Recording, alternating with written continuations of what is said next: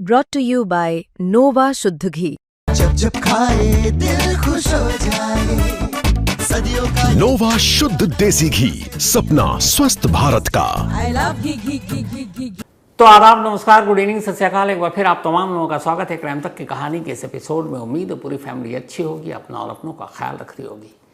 शायद इससे पहले देश में ऐसा न हुआ हो जो इस बार हुआ है। एक सीनियर आईपीएस अफसर 2001 बैच के, जिनका रैंक डीजीपी के बराबर है, यानी डायरेक्टर जनरल ऑफ पुलिस, पिछले 6 दिनों से चंडीगढ़ के post graduate institute of medical education and research यानी PGI-MER हॉस्पिटल के मुर्दा घर में उनकी डेड बॉडी पड़ी हुई है। उनका शव पड़ा है, उनकी लाश पड़ी है लास्ट 6 डेज से। एक सीनियर आईपीएस अफसर, डीजीपी रैंक है, वाई पूरन कुमार, लेकिन ये लाश अब भी पोस्टमार्टम का इंतज़ार कर रही है। अंदाज़ा लगाइए कि एक इतने बड़े अफसर, एक ब्यूरोक्रेट, नौकरशाही से ही, जो नौकरशाही कहते हैं हमारे यहाँ, वही देश जिनसे चलता है। सरकारें और नेता तो आते जाते हैं, असल में पॉलिसी से लेके बाकी सारी चीज़ें जो है इस देश में, वो नौकरशाही के बलबूते पर ही चलती है। सरकार नीतियाँ बनाती हैं, उस पर इम्प्लीमेंट या उसे लागू कराने का काम यही नौकरशाह करते हैं। कानून का काम पुलिस करती है, आईएएस ब्यूरोक्रेसी को संभालती है। अब एक स्टेट के इतने बड़े पुलिस अफसर की लाश 6 दिन से अस्पताल के मोर्चरी यानी मुर्दा घर में पड़ी हो और पोस्टमार्टम न हो रहा हो, तो एक ही सवाल उठता है कि फिर आम इंसानों को इंसाफ मिलने में देरी क्यों होती है और आम इंसानों के साथ क्या कुछ होता होगा। मैं अपने इतने लंबे तजुर्बे से कह रहा हूँ, इतनी सारी क्राइम की रिपोर्टिंग की, बहुत सारे जो लोगों ने जान दी, उसके ऊपर भी FIR दर्ज हुई, वो सारी चीज़ें देखी। अगर मरने वाला किसी का नाम लिख देता है तो फिर समझ लीजिए कि पुलिस उसके पीछे दौड़ पड़ती है।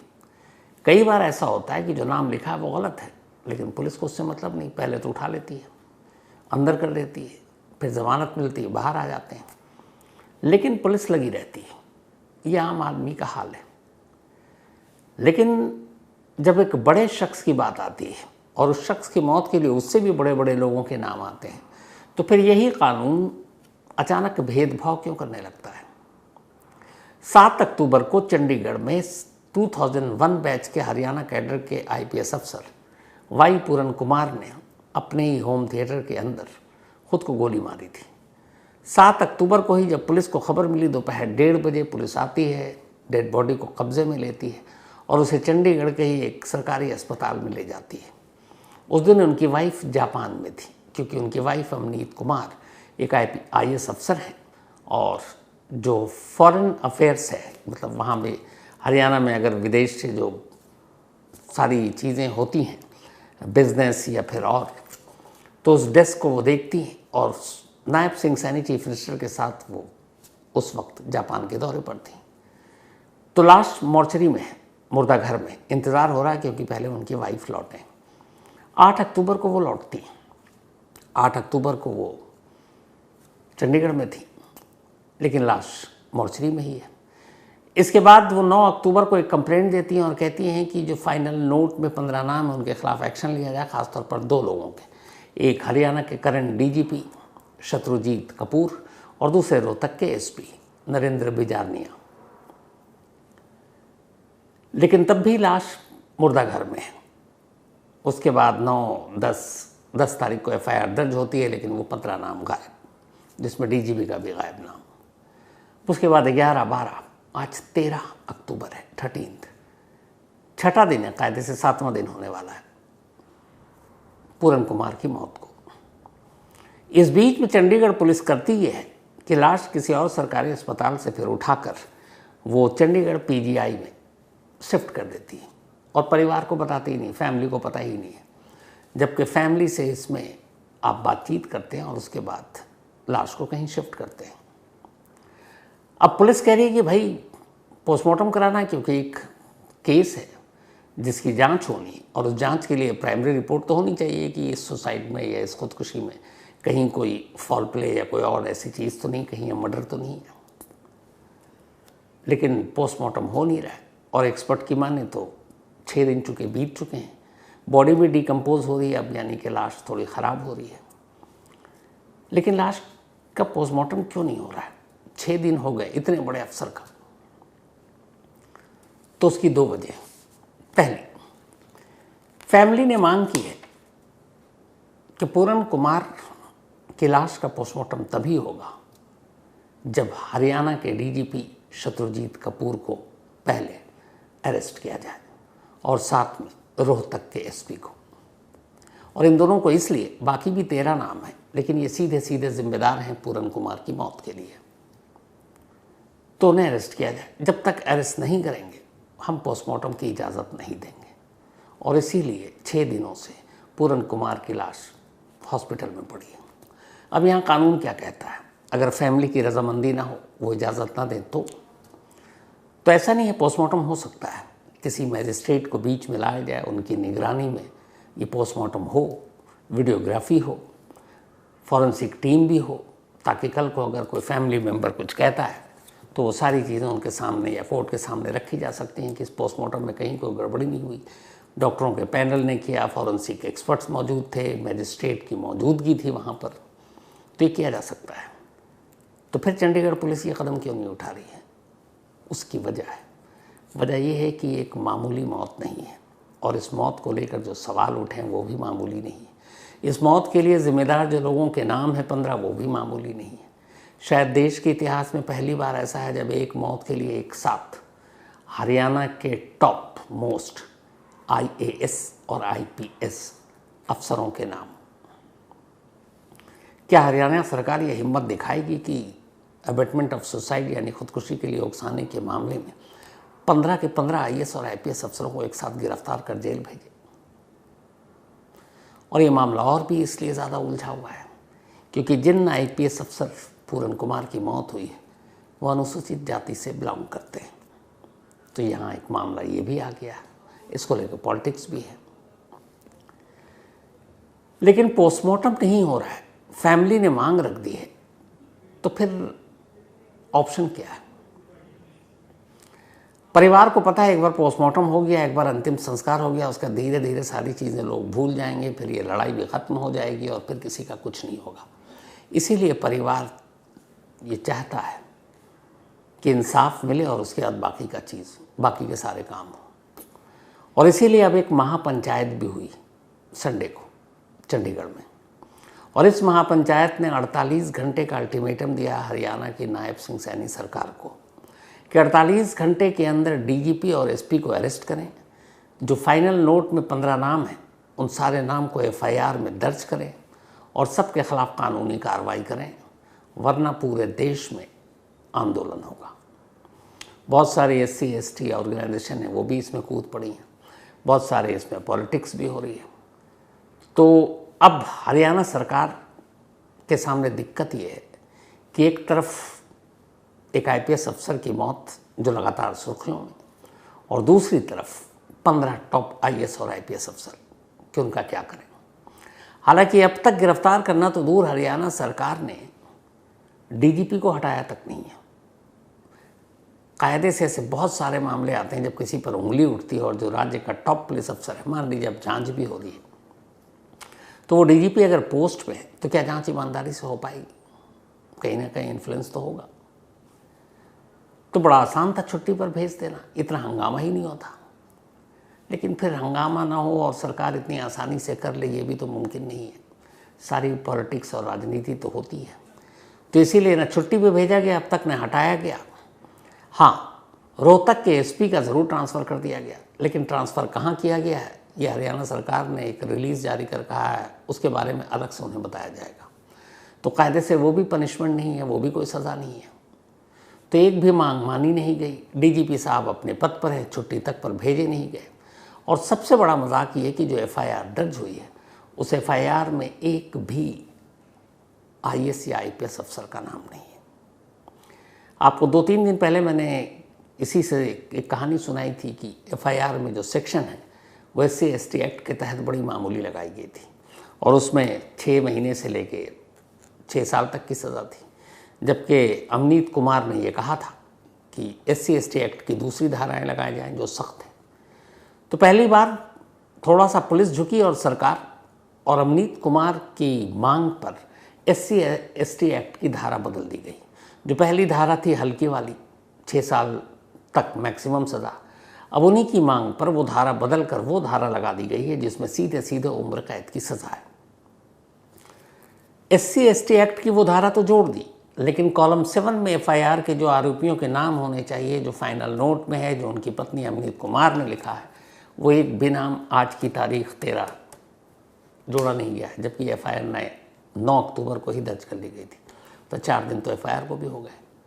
तो अगर हरियाणा सरकार, चंडीगढ़ पुलिस FIR में संशोधन नहीं कर रही है, धाराएं उन्होंने जोड़ ली, लेकिन आरोपियों के नाम नहीं है, गिरफ्तारी हो नहीं रही है, किसी को हटाया नहीं जा रहा, किसी का ट्रांसफ़र नहीं किया जा रहा, किसी को छुट्टी पर नहीं भेजा जा रहा है, तो फिर ये मामला ख़त्म कैसे होगा? ये तो तूल पकड़ेगा।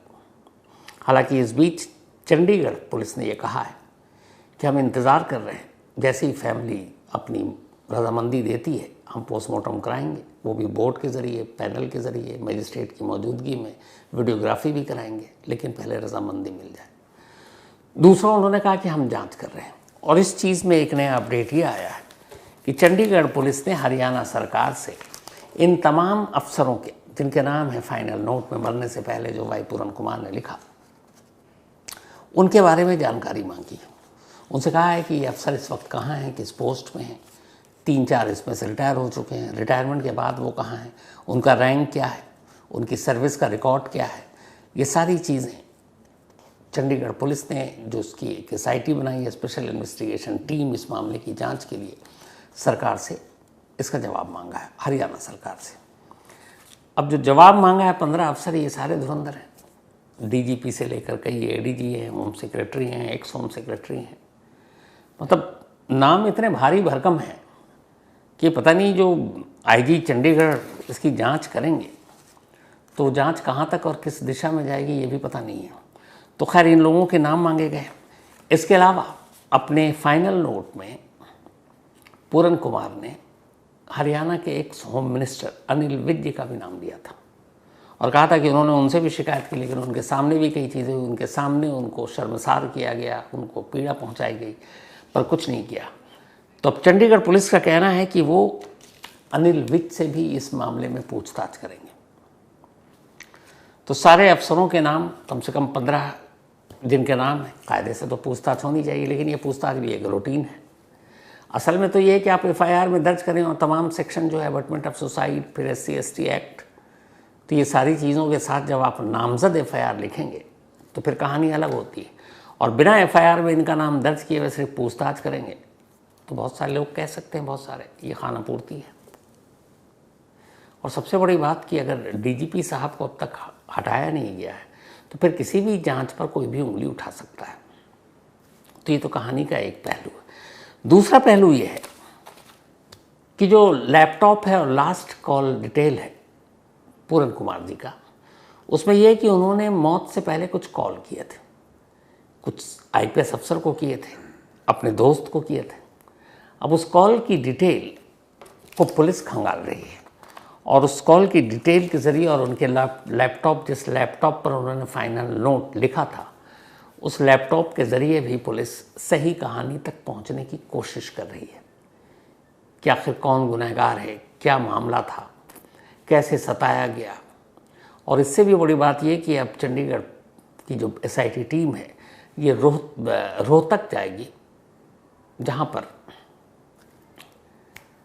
FIR दर्ज हुई थी, जिसमें मौत से एक दिन पहले 6 अक्टूबर को FIR दर्ज हुई और उस FIR में एक शराब कारोबारी के नाम पर पूरन कुमार के एक पुराने स्टाफ मेंबर पर इल्ज़ाम लगा कि 2.5 लाख रुपए मांगे थे और इसके मांगने के पीछे पूरन कुमार थे।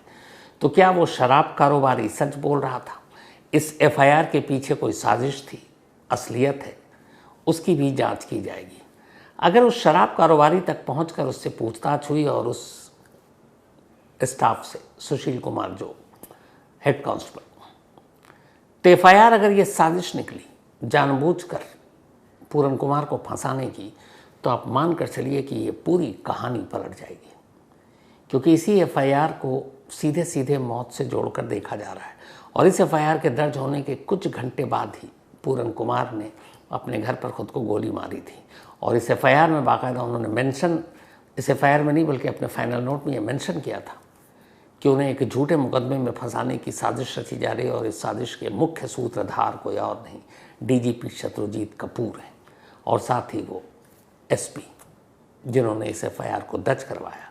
उन्होंने फाइनल नोट में ये भी लिखा था कि इस एफआईआर के लॉन्च होने की जब जानकारी मिली तो उन्होंने एसपी को फ़ोन किया। एसपी ने फ़ोन नहीं उठाया जबकि वो उनसे बहुत जूनियर है। डीजीपी ने भी बात को टाल दिया। तो अगर ये शराब कारोबारी को जानबूझकर इस साजिश का हिस्सा बनाया गया, मोहरा बनाया गया, ये एफआईआर एक फर्जी बनाई गई ताकि उनके ऊपर प्रेशर डाला जा सके, क्योंकि वो अपने ही डिपार्टमेंट के खिलाफ बार बार कोर्ट पहुंच रहे थे, शिकायतें कर रहे थे, तो फिर बड़े बड़े अफसर नप जाएंगे। लेकिन बात फिर घूम कर वहीं आती है, क्या सारी इंक्वायरी वाकई इतनी ईमानदारी से होगी? क्या इस एफआईआर की असलियत भी सामने आएगी? क्या उस शराब कारोबारी ने जो कुछ कहा किसी के दबाव में कहा, ये बात कभी पता चल पाएगा? क्योंकि उसकी भी अपनी जान है खतरे में होगी। अगर साजिश के तहत हो तो फिर वो मुंह कैसे खोलेगा कि मुझे किन किन पुलिस वालों ने मेरे ऊपर दबाव डाला? एक तो शराब का कारोबार, वैसे ही उसमें 50 तरह की तकड़मबाजी होती है। लेकिन अगर इस एफआईआर की हकीकत सामने आ गई तो आप मान कर चलिए कि पूरन कुमार की मौत से वो खुलासा होगा जो हरियाणा की इस ब्यूरोक्रेसी में, चाहे वो आईपीएस हो या आईएएस, पूरी मंडली एक बवाल सा आ जाएगा। लेकिन बार बार फिर वही सोचता हूँ, ऐसा होगा, सच्चाई सामने आएगी।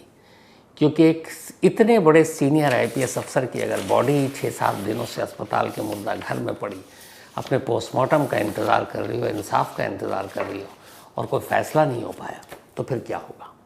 एक वीडियो भी वायरल हुआ इस दौरान।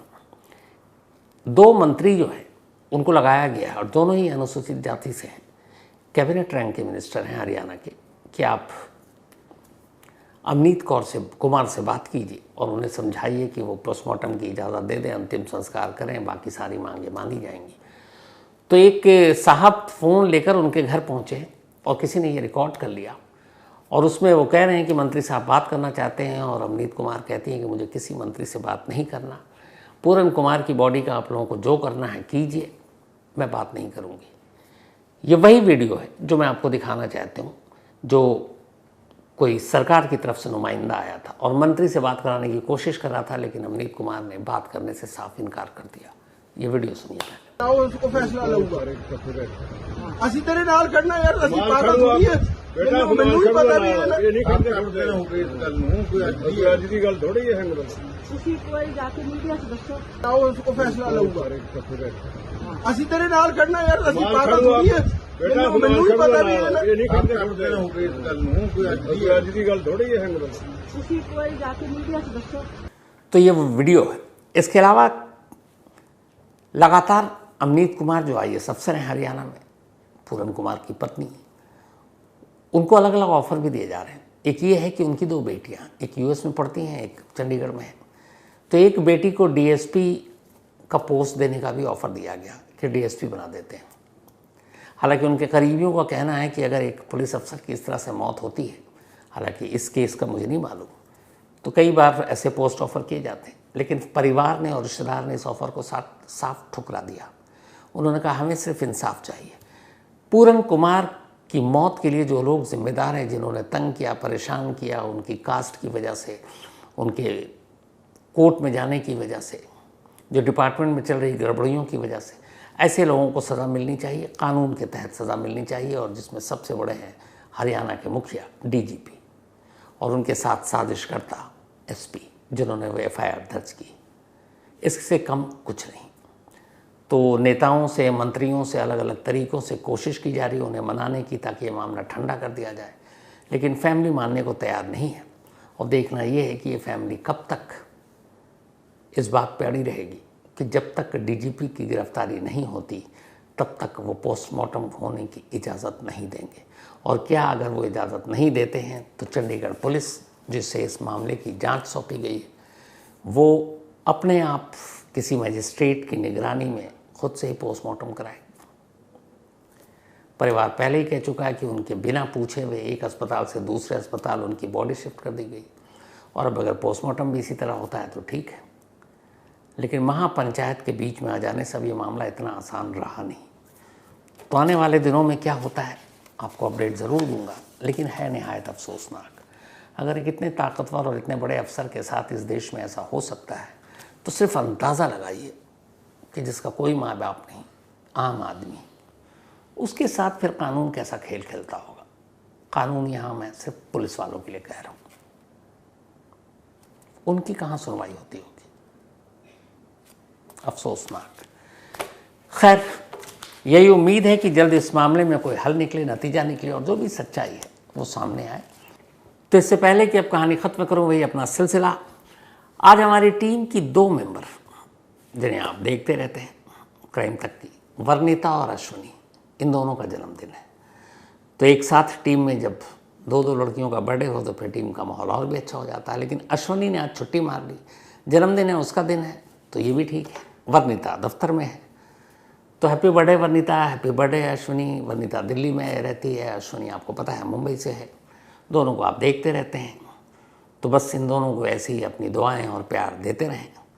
तो वंस अगेन वर्णिता, अश्विनी, हमेशा अच्छी रहो, खुश रहो, खूब अच्छा काम करो, खूब नाम कमाओ, माँ बाप का नाम रोशन करो, ऊपर वाला तुम दोनों को हमेशा खुशियाँ दे, यही मेरी दुआ है। तो वंस अगेन वर्णिता एंड अश्विनी। इसके अलावा कल शिकारपुरी साहब की बेटिया का भी बर्थडे था, निकिता और निकी।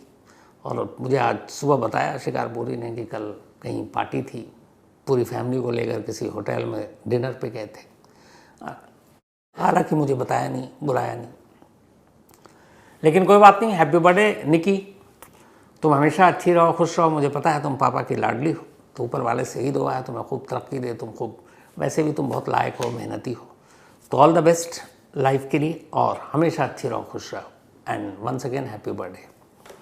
इसके अलावा सुशांत भंडारी, इनका भी जन्मदिन है, तो हैप्पी बर्थडे सुशांत। और ये सुमित्रा एंड भरत भंडारी जी के बेटे हैं। साथ ही फातिमा सकीरा, इनका भी आज बर्थडे है। और पिछली बार मैं गलती से कुछ और नाम बोल दिया था, तो उम्मीद है इस बार सही नाम लिया होगा फातिमा। तो फातिमा सकीरा का भी आज बर्थडे है, और ये कुवैत यूनिवर्सिटी में बाकायदा पढ़ाती हैं, मतलब पढ़ी लिखी हैं हम लोगों से ज़्यादा। तो once again happy birthday Fatima, god bless you, आप हमेशा अच्छी रहें, खुश रहें।